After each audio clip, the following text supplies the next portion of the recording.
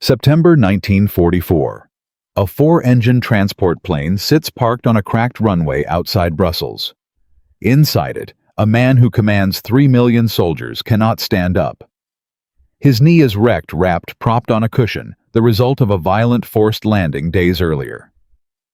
He is trapped in this metal tube, unable to even pace the tarmac, and in front of him stands a British field marshal who has just ordered the Americans' own aide out of the room. What happens in the next 60 minutes will decide whether the war ends in December of 1944 or drags into the spring of 1945, soaked in another winter of blood. This is not a script. This actually happened on that day in that plane, and the man who lost his temper first was not the one everyone expected. September the 4th, 1944. Before we go further, if stories like this hit you, real command decisions, real consequences, ordinary logistics, deciding the fate of nations, don't forget to hit like, subscribe, and turn on notifications so you don't miss the next episodes. Join us as we uncover more incredible stories, historical turning points, and the hidden moments that changed the world. Now back to Brussels airfield, and a field marshal tearing a stack of paper to pieces in front of the most powerful general in the Western world. To understand why this argument nearly tore the Allied High Command apart, you have to go back 3 months to the beaches of Normandy, where an invasion that was supposed to grind forward yard by yard suddenly broke into a sprint nobody had planned for.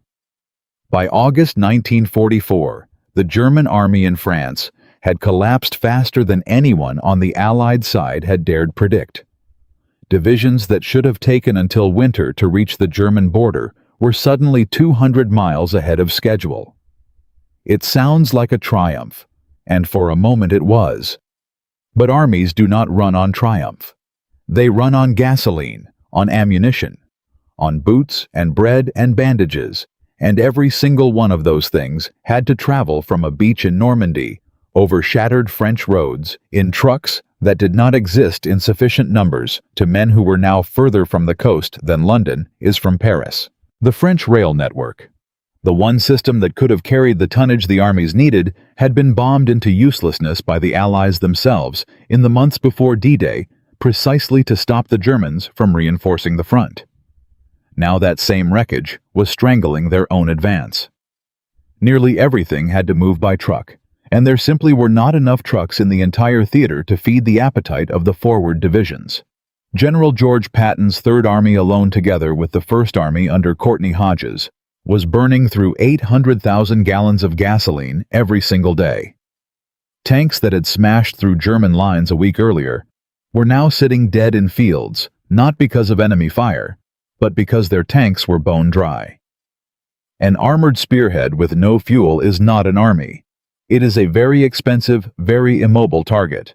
In a desperate 38-hour planning session, Allied logisticians improvised a solution that would later become legend: the Red Ball Express, a one-way convoy loop of nearly 6,000 trucks, running day and night, staffed overwhelmingly by African-American soldiers who kept the front alive under constant threat of ambush breakdown and exhaustion. At its peak, this convoy hauled 12,500 tons of supply a day.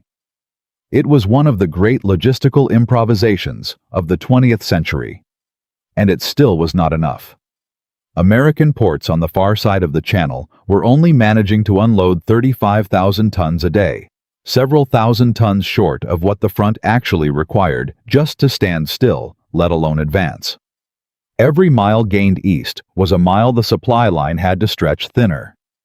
The armies had, in the most literal sense, outrun their own lifeline. This is the crisis Field Marshal Bernard Montgomery walked into General Dwight Eisenhower's parked aircraft to exploit. Montgomery had just captured something enormous, the port of Antwerp, one of the largest deep-water harbors in Europe, seized almost fully intact on September the 4th. On paper, this should have solved the entire fuel crisis overnight. In practice, it solved nothing, because the estuary leading to that port, the Scheldt, remained firmly in German hands, its banks bristling with artillery and infantry that could sink any ship attempting the passage. Antwerp's docks sat there empty, useless, a trophy nobody could actually use. That single unresolved detail, a stretch of river the Allies had not yet bothered to clear, would become the invisible fault line running underneath everything that happened next. Montgomery did not see it that way. He saw an opportunity. He believed the fuel shortage was not a reason for caution, but the very argument for his plan. If supplies were too thin to feed every army equally, then stop feeding every army equally. Give everything, every gallon, every truck, every ton of ammunition to one man moving in one direction, and let that single spear punch through Germany's weakened defenses before Hitler's shattered forces could regroup. Montgomery's own words to Eisenhower were blunt: halt the Americans. Redirect their fuel to the British and Canadian sector. Let the 21st Army Group drive northeast through the Netherlands, seize the Ruhr, Germany's industrial heart, the factories building the tanks and shells, still killing Allied soldiers, and be in Berlin before Christmas. It is worth pausing here because this is not a cartoon villain making an obviously insane demand. Serious historians have argued then and since that had Eisenhower made this exact decision weeks earlier in mid-August, while German resistance was still in complete disarray, it might have worked. That is what makes this confrontation so dangerous. Montgomery was not proposing nonsense. He was proposing something that had a plausible chance of ending the war in 1944, if and only if the numbers behind it were real. They were not. And this is where the argument in that grounded aircraft stopped being about strategy and became something closer to a reckoning. Montgomery's plan called for 40 divisions moving together in a single concentrated thrust. 40 divisions is a staggering amount of force to keep supplied, even under ideal conditions, with a functioning port close behind them. Without Antwerp open, and Antwerp was not open because the Scheldt was not cleared. Eisenhower's own logistics staff calculated the absolute maximum that could actually be supported in a rapid advance was 12 divisions, not 40. 12. Montgomery was asking to bet the entire Western Front on a number more than 3 times larger than what his own commander's numbers said the roads could carry. Picture it plainly. 12 divisions is not a knockout blow into the beating industrial heart of Nazi Germany. It is a narrow, exposed dagger with 100 miles of undefended flank on either side, pushed into a country that by early September had already stopped panicking and started digging in. The German retreat that had looked like a rout in August was hardening by the day into organized defensive lines, reinforced by fresh reserves scraped together from every corner of the collapsing Reich. Eisenhower was being asked to send a spear with no shield into a wound that was already closing. And here is the detail that turns this from strategy into tragedy. The very man demanding this all-or-nothing gamble was the same man who had failed in the days after capturing Antwerp to finish the job and clear the Scheldt estuary that would have made the gamble unnecessary. Montgomery held the key in his own hand and set it down to argue for a different door entirely. In that cramped aircraft cabin, injured leg propped in front of him, Eisenhower listened to an hour of increasingly furious lecturing. Montgomery, ever certain of his own genius, tore up a folder of Eisenhower's own directives in front of him, a calculated theatrical insult from a subordinate to his supreme commander. Eisenhower did not raise his voice. He did not walk out because he could not walk at all. He absorbed it because he understood something Montgomery in that moment did not. This was never only a military argument. It was a test of whether an alliance built from 2 proud, wounded, competitive nations could survive its own success. Approve Montgomery's plan outright, and Eisenhower risks shattering American confidence in the command structure and igniting a political firestorm back in Washington over an entire theater's resources being handed to a foreign general. Rejected outright, and he risks a public break with Britain's most popular soldier at the exact moment unity mattered most. So on September the 10th, in another meeting at that same Brussels airfield, Eisenhower did neither. He built a compromise so delicately balanced it would nearly cost the Allies the autumn. He approved a bold, narrow strike, but not the full-blooded 40-division gamble Montgomery wanted. He greenlit an airborne assault to seize a bridgehead across the Rhine at a Dutch town called Arnhem, promising Montgomery limited priority on supplies, an additional 1,000 tons a day funneled north, even as every other Allied army continued its broad advance. 17,000 tons of material would be rerouted 300 miles from the Normandy base just to feed this one operation at a moment when the entire theater was already starving for trucks. Montgomery left that meeting with his operation approved. Not everything he wanted, but enough to try. And on September the 17th, 1944, thousands of paratroopers dropped from the sky into the Netherlands in the largest airborne operation in human history, aiming for a bridge over the Rhine that Field Marshal Montgomery swore would open the road straight into the industrial heart of Germany. It did not happen. It could not have happened, not with the numbers that were actually on the ground. British armor trying to reach the paratroopers holding that bridge found itself trapped on a single narrow elevated road, unable to maneuver, picked apart by German defenders, who had somehow impossibly managed to have two SS Panzer divisions refitting in exactly the wrong place at exactly the wrong time. By September the 25th, the Operation Montgomery had promised would end the war. By Christmas, ended instead in one of the most infamous defeats of the entire Western campaign. 9 days. That is how long it took for the theory Montgomery had argued for in that grounded aircraft to be tested against reality and to fail. And through all 9 of those days, while British paratroopers were dying on a bridge too far, the port of Antwerp sat there. Full harbor, deep water, completely unusable, because the Scheldt estuary was still not cleared.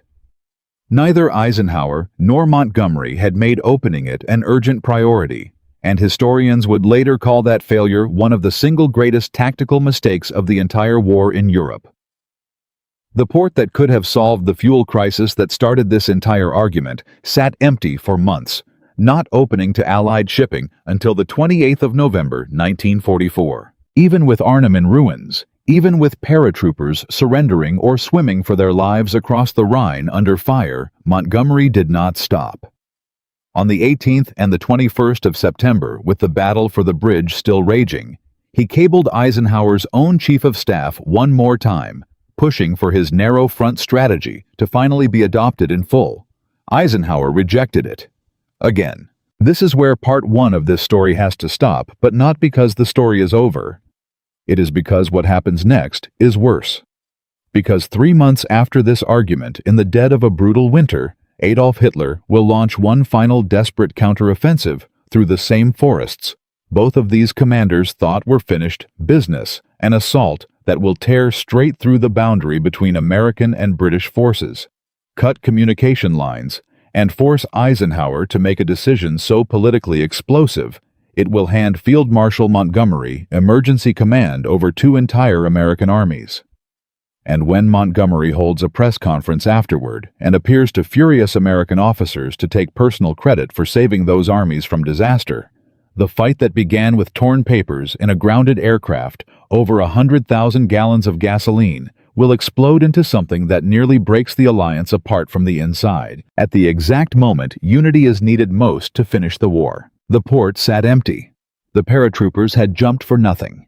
And the man who started this argument by demanding everything was about to be handed, something he never expected. Temporary command over the very American soldiers whose commander he had spent all autumn trying to sideline. In part 2, we go into the frozen forests of the Ardennes, into the press conference that nearly cost Montgomery his career, and into the letter Eisenhower finally sent, that laid out in language with no room left for diplomacy exactly which one of them was actually in charge. 3 months after that argument, in the grounded aircraft at Brussels, the port of Antwerp was finally open. The Scheldt had been cleared in October at a brutal cost, and by the 28th of November, supply ships were finally unloading directly into the heart of the Allied front, instead of dragging every gallon of fuel 300 miles up from Normandy. The fuel crisis that had started this entire feud was for the first time since August actually beginning to ease. Commanders on both sides of the argument allowed themselves to believe the worst was behind them. The Germans were beaten in retreat, hollowed out. Christmas 1944 was going to be quiet. They were wrong. And the mistake nearly cost the Allies everything they had fought for since June.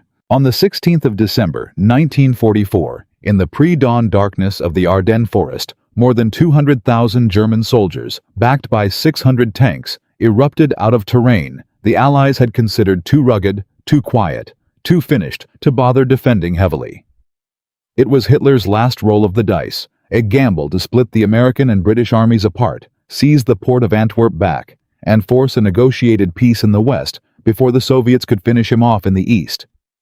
The attack fell almost entirely on thinly stretched American divisions, many of them green troops or units recovering from earlier fighting, and for the first 72 hours it worked with terrifying efficiency. Fog grounded Allied air power. Communication lines were cut. Entire American units were surrounded, overrun, or forced to surrender. On the 20th of December alone, more than 7,500 soldiers of the 106th Infantry Division surrendered in a single mass capitulation, one of the largest surrenders of American troops in the entire European war. The German breakthrough punched a bulge nearly 50 miles deep into Allied lines, a wound so visible on the map that the battle would forever after be known simply as the Bulge. For Eisenhower, sitting at Supreme Headquarters, the crisis was not only military, it was structural. The German spearhead had driven directly through the seam between American and British army groups, and in doing so, it had physically severed General Omar Bradley's communication with two of his own field armies. On the northern shoulder of the Bulge, General Courtney Hodge's 1st Army and General William Simpson's 9th Army were cut off from Bradley's headquarters entirely. Telephone lines were down. Radio communication was unreliable. Bradley, sitting in Luxembourg City, could not talk to two of his own armies while the German panzers were still pushing west. Eisenhower had one clean solution, and he knew exactly how much it would cost him to use it. On the morning of the 20th of December, he made the call. Temporary command of the 1st and 9th Army's American soldiers. American blood. American command structure was transferred to the only senior officer physically positioned to coordinate them in real time. Field Marshal Bernard Montgomery. Militarily, it was close to the only rational decision available. Montgomery's 21st Army Group sat directly adjacent to the northern shoulder of the Bulge in constant communication, able to react within hours instead of days. Politically, it was a landmine buried under 6 inches of snow, and everyone in the room understood it the moment the order went out. Handing American troops to a British field marshal in the middle of the worst American battlefield crisis since Pearl Harbor, at the exact moment Montgomery had spent 4 straight months lobbying to take command of American forces anyway, it did not matter that the decision was sound. It looked to furious American officers reading the order that morning, like Montgomery had finally gotten exactly what he wanted, and gotten it because Americans had just suffered the worst defeat of the campaign. Montgomery, to his credit, moved fast and moved well. He tightened the lines, redirected reserves, stabilized the northern shoulder of the Bulge within days, and by early January, the German offensive had run entirely out of fuel. The same brutal irony that had haunted the Allies in September, now strangling the German attack in December. Patton's 3rd Army, in one of the most celebrated maneuvers of the war, wheeled 90 degrees and drove north through icy roads to relieve the besieged town of Bastogne. By the 3rd week of January, the bulge in the map had been erased. The line was restored roughly to where it had stood before the 16th of December. On paper, it was an Allied victory, hard-won, expensive, but complete. What happened next should never have happened at all, and it came entirely from a stage Montgomery built for himself. On the 7th of January 1945, with German forces still being pushed back through the last frozen pockets of the Ardennes Field Marshal, Montgomery called a press conference at his headquarters in Belgium. He stood without notes for nearly an hour, walking journalists through the battle, his role in stabilizing the front, the coordination between British and American forces under his temporary command. Taken purely at face value, much of what he said was accurate, and he did spend real time praising both Eisenhower and the American soldiers who had absorbed the initial shock of the attack. But the tone was the problem. It was the tone of a headmaster explaining to a room full of parents how he had personally rescued their sons from disaster. Listening to it room by room, officer by officer, the overwhelming impression left behind was not one of shared Allied triumph.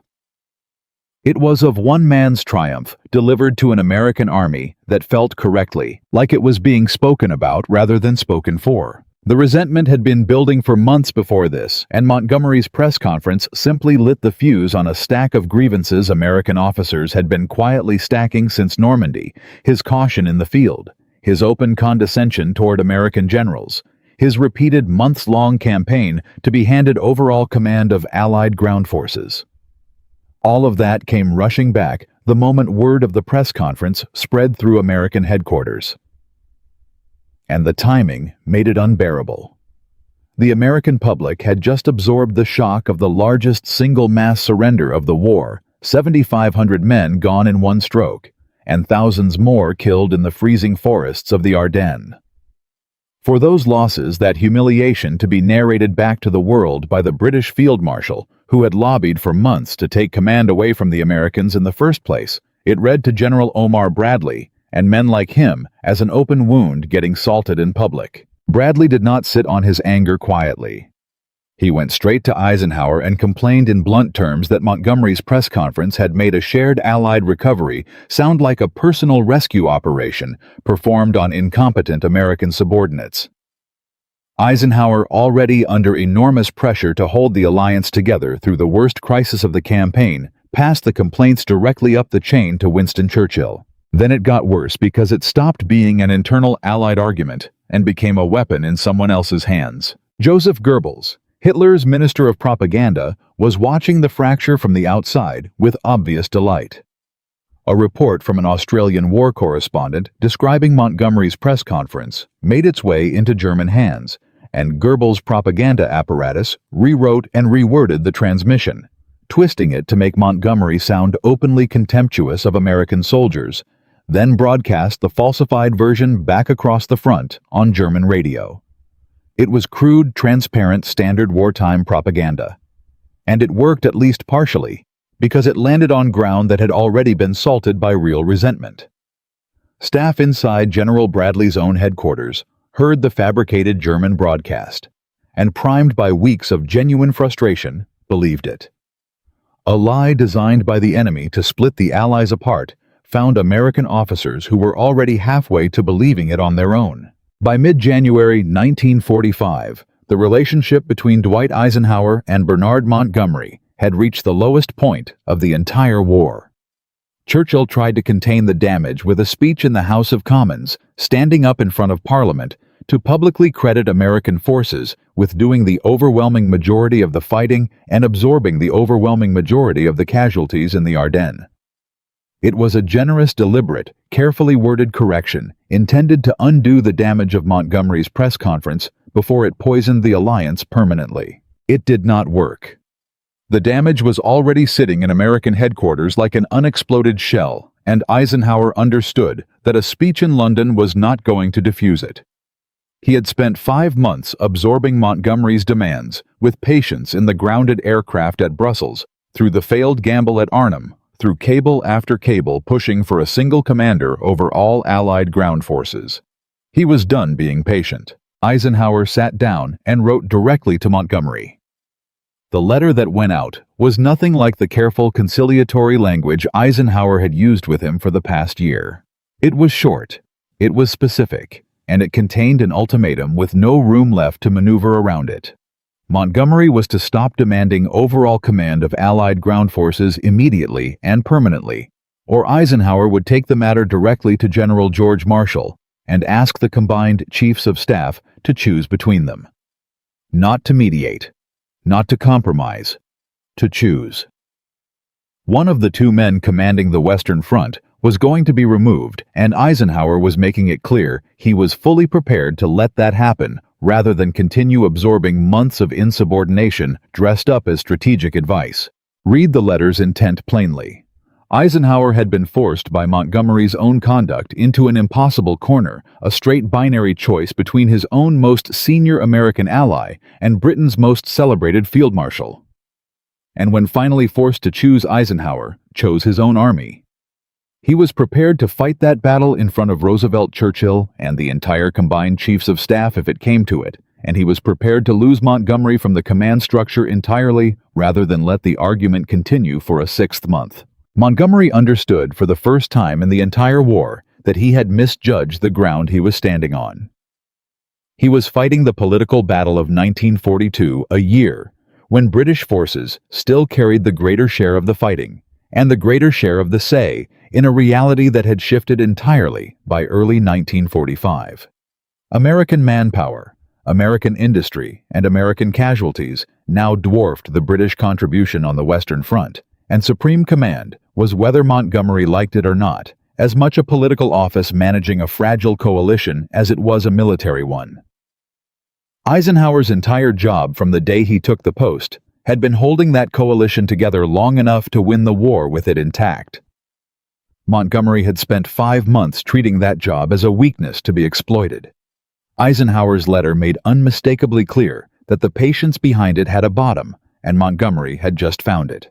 The reply that arrived from Montgomery's headquarters the following morning was unlike anything he had sent in the entire war. There was no lecture. There was no demand for a single thrust, no argument about divisions or priority or gasoline.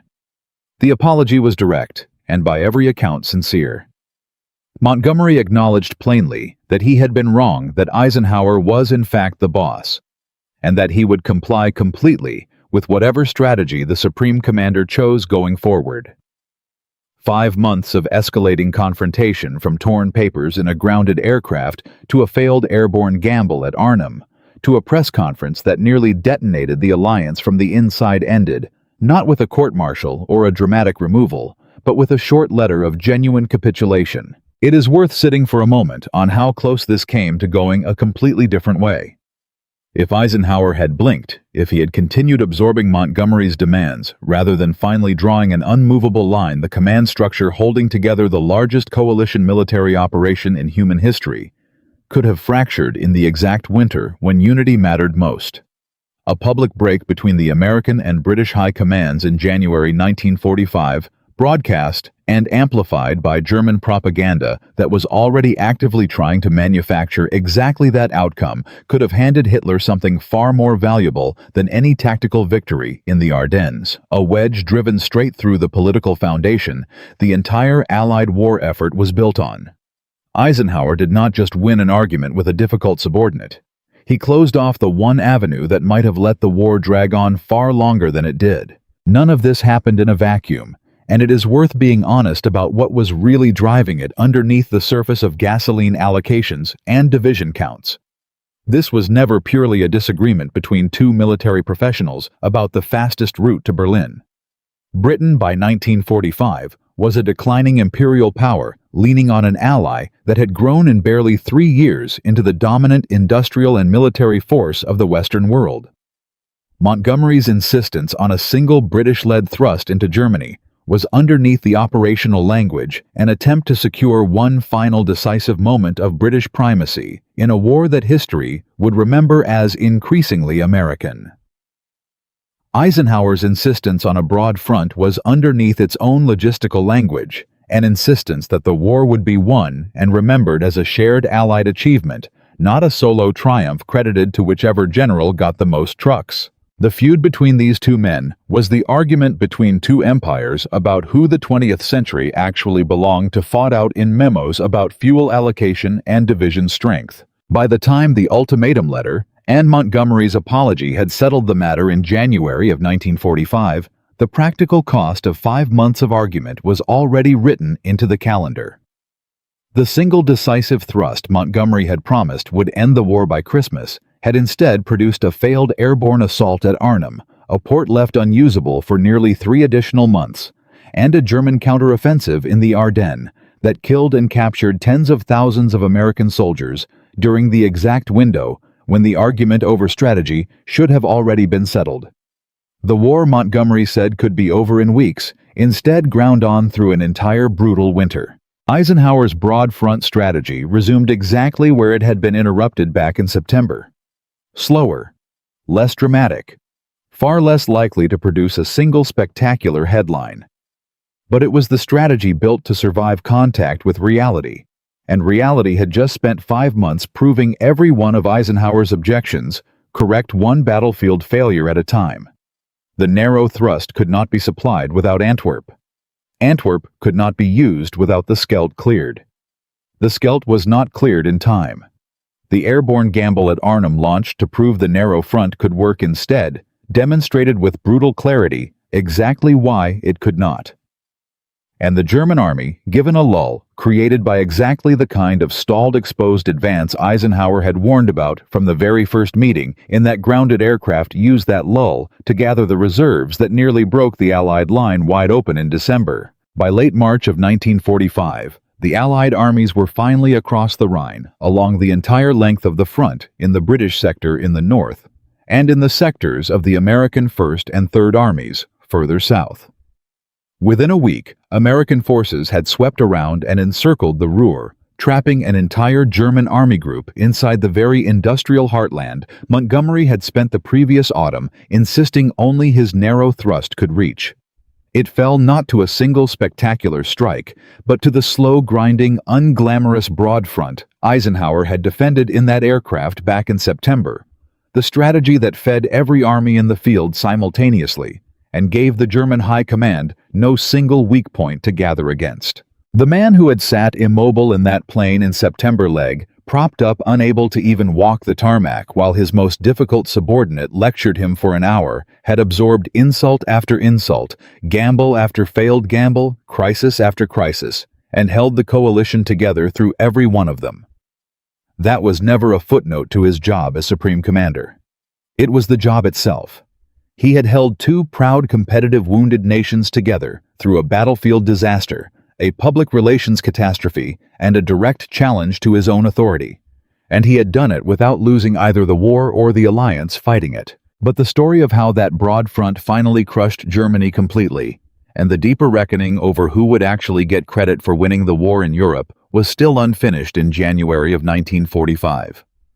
Because even with the ultimatum sent, and the apology received, even with the argument over command technically settled, the argument over legacy was only just beginning. In the weeks ahead, as American and British forces raced side by side toward the Rhine, a new and far more dangerous question would surface, one that would outlast the war itself and shape how an entire generation remembered who had actually won it. Who would cross the Rhine first? Whose name would be attached to the final collapse of Nazi Germany?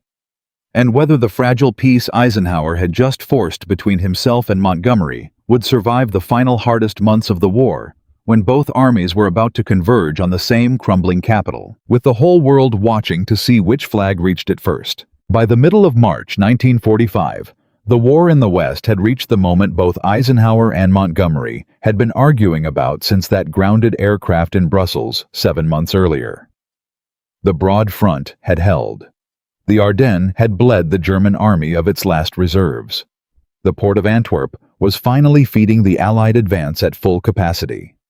And now, after months of gasoline shortages, failed airborne gambles, and a feud that had nearly split the alliance apart, both armies were standing on the west bank of the same river, staring across it at the last natural barrier protecting the heart of Germany.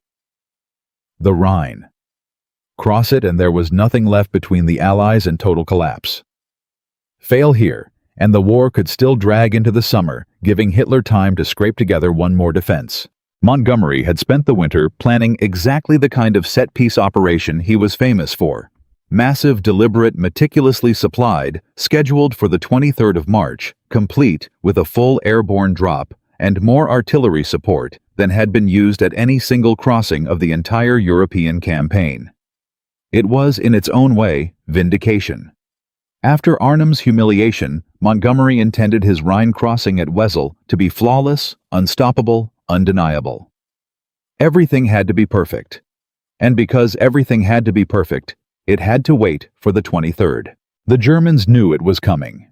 Every bridge over the Rhine for 200 miles had already been wired with demolition charges, ready to blow, the instant Allied forces got close enough to threaten a crossing. 9 bridges had already gone up in smoke as German engineers detonated them ahead of the advancing Americans through early March, denying the Allies any foothold on the far bank. By the 7th of March, it looked as though the entire river was going to have to be crossed the hard way, under fire, exactly as Montgomery had planned for 2 more weeks out. Then, at the town of Remagen, something went wrong for the Germans in the most spectacular way possible. On the afternoon of the 7th of March 1945, lead elements of the American 9th Armored Division crested a ridge above the Rhine and saw through the smoke and confusion of the retreating German front something that should not have still existed. The Ludendorff Railway Bridge at Remagen, still standing, still intact. German demolition crews had wired it for destruction weeks earlier, but retreating troops panicked civilians, and columns of shattered equipment were still streaming across it, and nobody with the authority to blow it had pulled the trigger yet. American tanks rolled toward the bridge. German engineers scrambled to finish the job. At the critical moment, the main demolition charge detonated.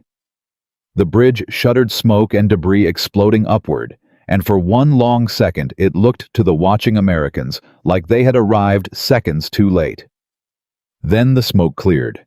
The bridge was still standing. The explosion had wrecked the deck. It had not brought the structure down. American infantry did not wait for orders to catch up with the moment. A platoon from the 27th Armored Infantry Battalion sprinted across the damaged bridge under direct German fire, cutting wires, throwing demolition charges into the river before they could be triggered a second time, running through smoke and gunfire on a structure that could collapse under them at any second. Within hours, American tanks were crossing the Rhine. Not on the 23rd of March. Not as part of Montgomery's careful, massive scheduled operation. On the 7th, by accident, through a captured bridge, nobody had planned around 16 days ahead of the meticulously prepared crossing everyone had been building toward for weeks. The German High Command reacted with something close to panic. Hitler, informed of the loss of the bridge, was reportedly furious, and in the days that followed, 4 German officers connected with the failure to destroy it were court-martialed and executed on his direct order. The Wehrmacht threw everything it had left at the Remagen bridgehead, trying to collapse it before the Americans could pour enough force across to make it permanent.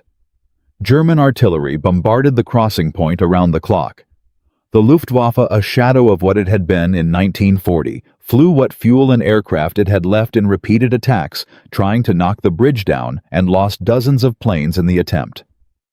German engineers even floated demolition charges downriver, trying to drift them into the bridge's damaged supports. Nothing worked fast enough. Within 24 hours of the initial crossing, 8,000 American soldiers were already established on the eastern bank. Within a week, more than 25,000 troops had crossed, backed by tanks, artillery, and engineers building pontoon bridges alongside the wounded original structure to widen the flow of men and material pouring into Germany itself. The bridge itself did not survive the strain. 10 days after its capture, weakened by the original demolition damage and the relentless bombardment that followed, the Ludendorff Bridge collapsed into the Rhine, killing several American engineers working on it at the time. But it did not matter anymore. By the time it fell, the bridgehead on the eastern bank was permanent, reinforced, and unbreakable, fed by a growing web of temporary bridges the Germans no longer had the strength to destroy. 16 days later, Montgomery launched his own carefully planned crossing at Wesel, exactly as scheduled on the 23rd of March, with the full weight of artillery and airborne support he had spent months preparing. It succeeded as it was almost engineered to succeed. But it was no longer the singular, decisive, war-altering blow he had spent 7 months arguing only his method could deliver. The Rhine had already been broken, not by a 40-division set piece thrust into the Ruhr, but by an accident of timing at a half-destroyed railway bridge that a handful of American infantrymen had simply refused to let fall. Within a week of both crossings, American and British forces were pouring across the Rhine along nearly its entire length, exactly as Eisenhower's broad front strategy had always intended. And now, the collapse accelerated with a speed nobody on either side of the argument that had consumed the autumn had fully anticipated.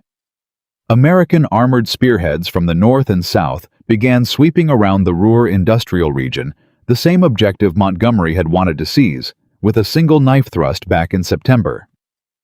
This time, it was not one narrow force with exposed flanks 100 miles deep in enemy territory. It was 2 full armies closing a pincer from opposite directions, Exactly the kind of broad, mutually reinforcing advance Eisenhower had spent 7 months insisting was the only strategy the logistics could actually support. By the 1st of April 1945, the pincers closed. An entire German Army Group B, more than 300,000 soldiers, was trapped inside the collapsing Ruhr pocket, cut off from resupply, cut off from reinforcement, cut off from any hope of breaking out. Field Marshal Walter Model, the commander who had helped stabilize the German line during the Battle of the Bulge just 3 months earlier, found himself presiding over the encirclement and eventual disintegration of the largest German force still standing on the Western Front. Unwilling to surrender formally, and unwilling to continue a fight he knew was already lost, Model dissolved his army group's chain of command, entirely releasing younger and older soldiers to attempt to make their way home, and took his own life in a forest near Duisburg in mid-April, rather than face capture. By the 18th of April, the Ruhr pocket had ceased to exist as a fighting force.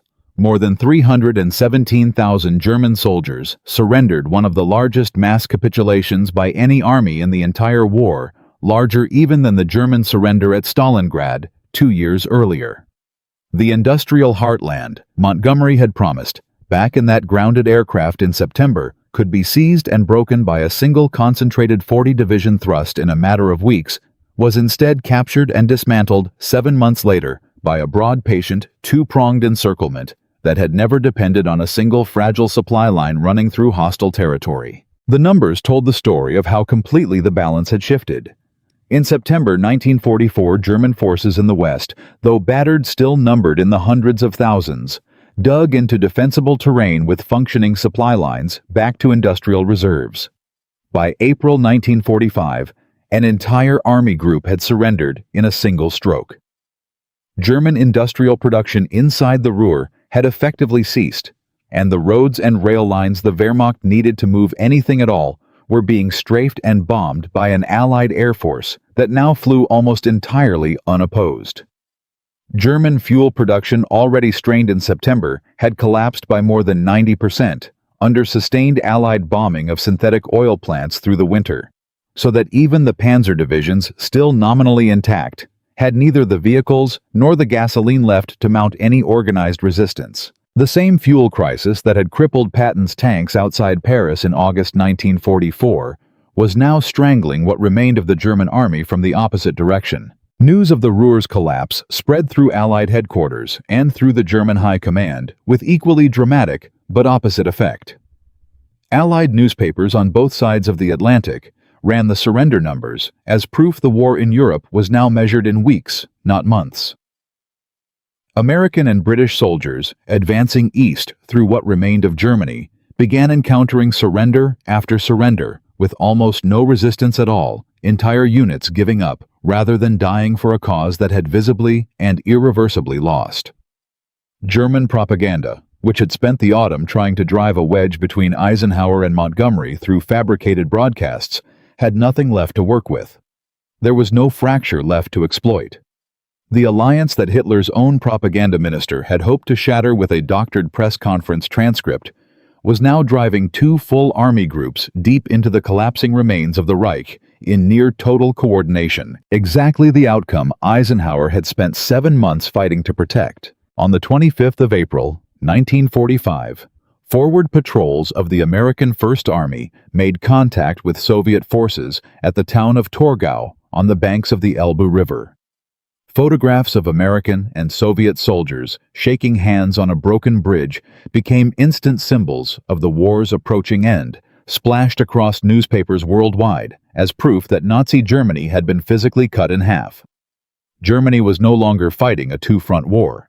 It was being crushed between 2 closing jaws that had already met in the middle. And it was at almost exactly this moment, with victory no longer in doubt, but with one final symbolic prize still sitting on the map, that the argument between Eisenhower and Montgomery, the argument everyone assumed had been settled back in January, with that blunt ultimatum and Montgomery's quiet apology, resurfaced one more time. Because there was still Berlin, the German capital. the single most symbolically loaded target left in the entire war, sitting roughly equidistant from advancing American and Soviet forces, and Montgomery, along with Churchill himself, believed the Western Allies should race for it before the Red Army could claim the political prize of capturing Hitler's capital first. Eisenhower disagreed, and for reasons that echoed everything he had argued in that grounded aircraft 7 months earlier. Berlin sat deep inside what had already been agreed at the highest political levels between the Allied powers to become the Soviet occupation zone after the war. Taking it first would cost American and British lives. To seize a city, they would immediately have to hand back for a purely symbolic victory, with no lasting strategic value. Eisenhower made the call to let Soviet forces take Berlin, redirecting American and British armies instead toward objectives he judged to carry real military weight, including the mountainous southern redoubt where intelligence suggested remaining Nazi fanatics might try to make a last stand. The decision would become one of the most fiercely debated choices of Eisenhower's entire command, argued over by historians for decades afterward. And it landed once again directly across the same fault line that had divided him from Montgomery since September. Once again, it was a choice between symbolic glory and calculated pragmatism, between one man's belief in the decisive headline-making stroke and the other man's insistence on winning the war at the lowest cost, with the alliance still intact when it was over. Once again, it was Eisenhower's judgment that carried the day, and once again the decision would leave a controversy trailing behind it that outlasted the war itself. By early May 1945, Soviet forces had taken Berlin at horrific cost, fighting street by street through a city. Hitler had ordered, defended to the last building. Adolf Hitler took his own life in his underground bunker on the 30th of April as Soviet troops closed in above him. On the 7th of May, German military leaders signed the instrument of unconditional surrender at Eisenhower's headquarters in Reims, France, and the war in Europe that had begun nearly 6 years earlier was finally formally over. The soldier who had absorbed an hour of fury in a grounded aircraft back in September, who had held a fragile coalition together through a failed airborne gamble, a catastrophic winter counteroffensive, and a press conference that nearly split two nations apart, had done exactly what his job actually required of him from the very first day he took command. He had won the war on terms the alliance could survive. But the story does not end there, and the questions it left behind did not end with the surrender documents either. Because the same argument that began over gasoline and division counts in a parked airplane would go on to shape how history itself remembered these two men, which one of them the post-war world would credit with winning the war in Europe, and which one would spend the rest of his life defending decisions that in the moment had made him deeply unpopular with the very allies he was trying to save. What happened to Montgomery after the surrender? What Eisenhower himself later said in private about the man who had once torn up his messages in front of him, and why historians are still arguing more than 80 years later about whether the broad front that won the war was really the only strategy that could have worked, or simply the strategy that happened to survive contact with a field marshal's ambition. That reckoning, the final chapter of this story, the one very few people know the full details of, is still ahead. Over 4 parts now, we have followed one argument born in a grounded aircraft on a cracked runway outside Brussels, through a failed airborne gamble at Arnhem, through a winter counteroffensive that nearly split the alliance apart, through a captured bridge at Remagen that broke the Rhine wide open, and finally through the surrender of an entire German army group in the Ruhr. We left off with the war in Europe over the surrender signed at Reims on the 7th of May, 1945, and one question still hanging in the air. What happened to the two men whose disagreement had shaped nearly every major decision of that final year of the war? Because the ending of a war is never really the end of the story for the men who commanded it. It is only the beginning of a different kind of battle, the one fought over memory, over credit, and over who history decides to believe. And this final chapter has a twist buried inside it that surprisingly few people outside serious military historians ever hear about. For Dwight Eisenhower, the aftermath of victory looked on its surface like uncomplicated triumph. He returned home to a hero's welcome that dwarfed almost anything seen in American public life. To that point, parades in New York and Washington ticker tape falling on a man who had spent the war absorbing insults, managing egos, and holding a fractious coalition together through crisis after crisis. Within 7 years, he would be elected President of the United States, serving 2 terms, remembered by history largely as the calm, steady architect who had somehow kept the largest military alliance ever assembled from tearing itself apart. But that public image, the genial, unflappable Ike, obscures just how personally exhausting the war years had actually been for him. Those who served closest to him described a man who aged visibly and rapidly under the strain of the job, who smoked and worried his way through crises he could never fully share with the public, and who carried the weight of decisions like the choice to bypass Berlin for the rest of his life, defending it in memoirs and interviews against critics who never had to make the call themselves. Eisenhower did not need vindication from history. History had already handed him the presidency. But privately, by his own later admission, the argument with Montgomery remained one of the more bruising professional relationships of his career, a wound that time softened but never fully closed. For Bernard Montgomery, the post-war story is more complicated and considerably less triumphant than the press conference he gave in January of 1945 might have suggested he expected for himself.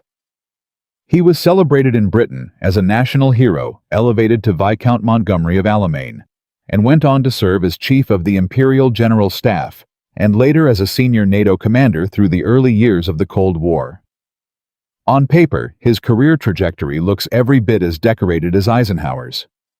But Montgomery never fully escaped the reputation his own conduct had built for him during the war.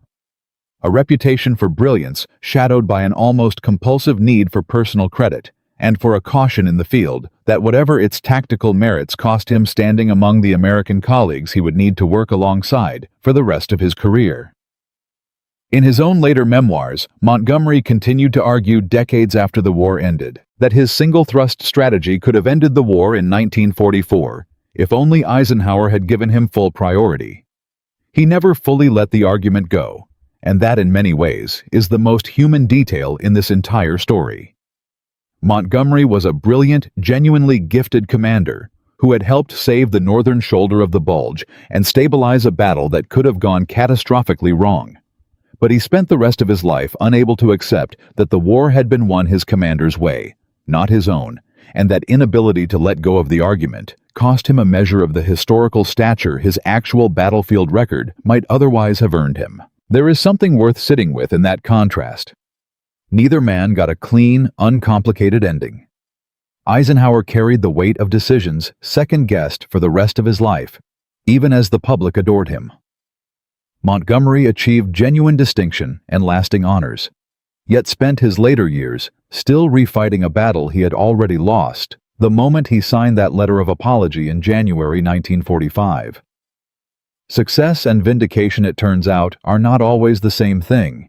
And history has a way of remembering not just what a man did, but how gracefully or ungracefully he carried what he did afterward. But the deeper legacy of this entire argument is not really about either man's personal reputation. It is about the strategic doctrine that came out of it, one that would shape how the United States and its allies planned and fought wars for the rest of the 20th century. Eisenhower's broad front strategy, born out of the brutal necessity of stretched supply lines in the autumn of 1944, became something close to institutional doctrine in the decades that followed the idea that a modern industrialized war is won not by a single brilliant stroke aimed at a symbolic target, but by sustained coordinated pressure applied simultaneously across an entire theater, backed by logistics robust enough to survive contact with reality. You can trace that same underlying philosophy through American military planning in Korea, where United Nations forces learned at painful cost early in that war exactly what happens when an advance outruns its supply lines the way Patton's tanks had outrun theirs outside Paris. You can trace it through NATO's entire Cold War posture in Europe, an alliance explicitly built from its founding charter onward, around the same principle Eisenhower had fought to protect. In that grounded aircraft, that coalition unity is itself a strategic asset, worth more than any single tactical shortcut, and that a fractured alliance is a gift handed directly to the enemy, exactly as Goebbels had once hoped to exploit in January 1945. Even in modern military education, the Eisenhower-Montgomery dispute over Arnhem is still taught more than 80 years later in staff colleges across multiple countries. Not as ancient history, but as a living case study in the tension between operational brilliance and logistical reality. A tension that has not gone away simply because the tanks changed shape and the radios got smaller. The scale of what that broad patient strategy ultimately achieved is worth putting plainly, because the numbers involved are genuinely staggering. From the Normandy landings in June of 1944 through the German surrender in May of 1945, the Western Allies fought their way across roughly 1,000 miles of contested ground, destroyed or captured the majority of the German army in the West, and did it while managing a coalition of multiple nations with competing political interests, different languages, different equipment standards. And as we have spent 4 parts documenting genuinely bitter personal rivalries at the very top of the command structure. More than 317,000 German soldiers surrendered in the Ruhr, pocket alone a single encirclement larger than the total German force destroyed at Stalingrad.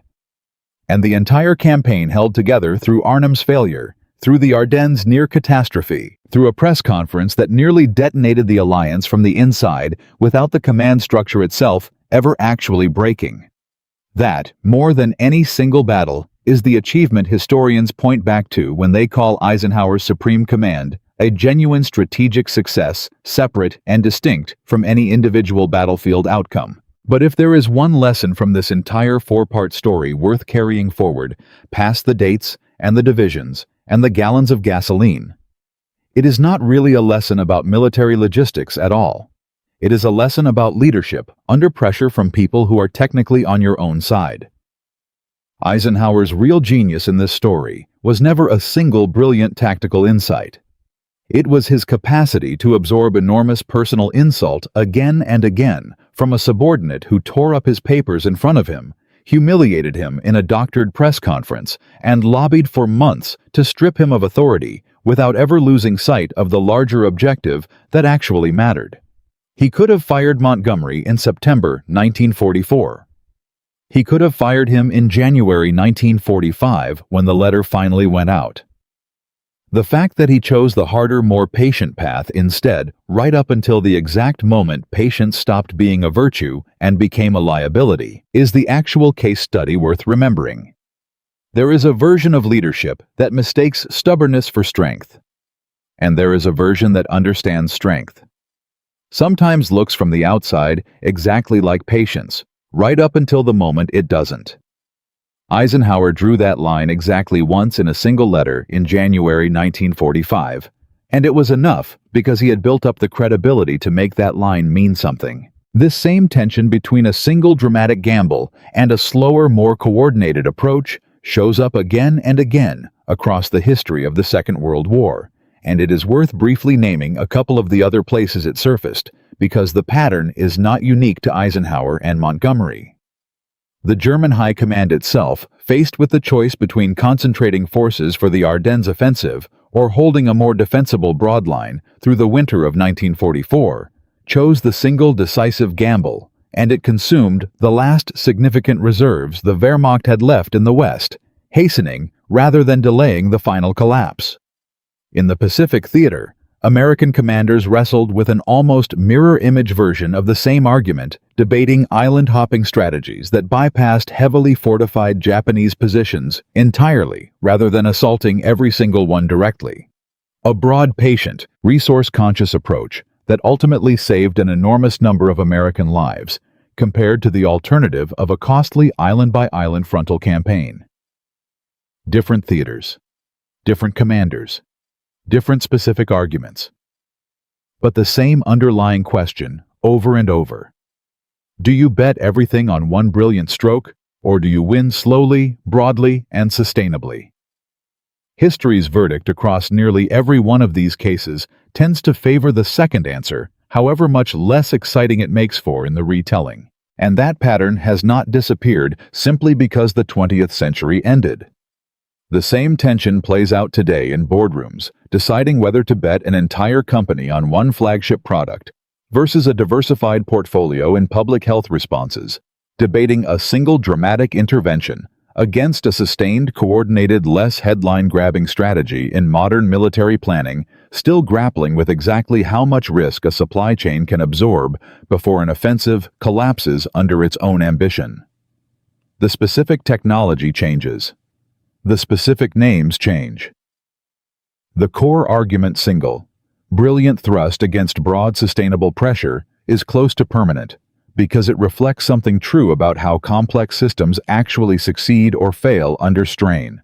Whether that system is an army, a company, or a coalition of nations trying to hold together long enough to finish something enormous. And here finally is the detail that most people who know this story do not know, the one buried underneath the more famous headlines of Arnhem and the Bulge and the race for the Rhine.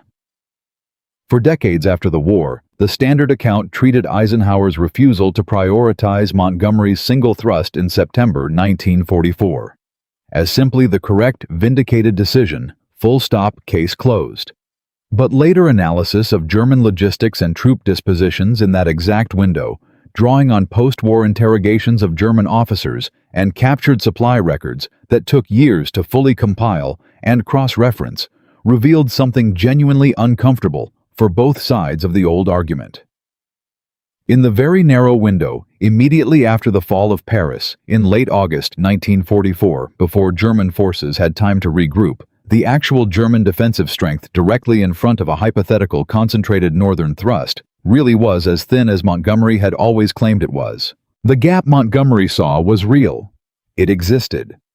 For perhaps 10 to 14 days in late August, a genuinely concentrated, fully supplied thrust toward the Ruhr might plausibly have broken through before German reserves reorganized.